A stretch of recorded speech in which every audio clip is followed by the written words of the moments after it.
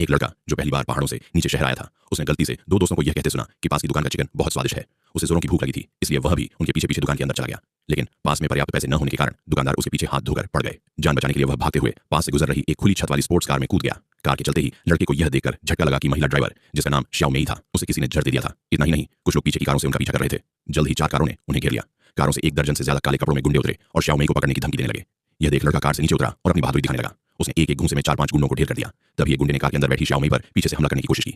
लड़का हवा में उछलकर उसके पीछे पहुंचा, उसे पकड़ा और 800 मीटर दूर फेंक दिया। फिर एक शानदार छलांग लगाकर वापस आया और बाकी बचे गुंडों को भी जमीन चढ़ा दी। गुंडों का बॉस सांग ब्याओ यह देखकर कि वे लड़के का मुकाबला नहीं कर सकते, डर के मारे वहां से दुम दबाकर भाग निकला। इसके बाद लड़के ने श्याओ मेई को सुरक्षित घर पहुंचाया। उसने देखा कि जहर गहरा फैल चुका था। अगर जहर बाहर नहीं निकाला गया तो उसकी जान जा सकती थी। उसने अपनी इंटरनल पावर का इस्तेमाल कर जहर निकालने की कोशिश की, लेकिन जहर के असर में श्याओ मेई ने होश खो दिया और लड़के को अपनी ओर खींच लिया। अगली सुबह जब श्याओ मेई की आंख खुली तो अपने पास एक अजनबी लड़के को सोता देख वह चिल्लाने लगी। लड़के को सफाई देने का मौका दिए बिना ही उसने उसे एक थप्पड़ जड़ दिया। थप्पड़ इतना जोरदार था कि लड़का सीधा दीवार से जा टकराया। श्याओ मेई हैरान रह गई कि उसमें इतनी ताकत कहां से आई, जबकि लड़का अपनी हालत पर दुखी था।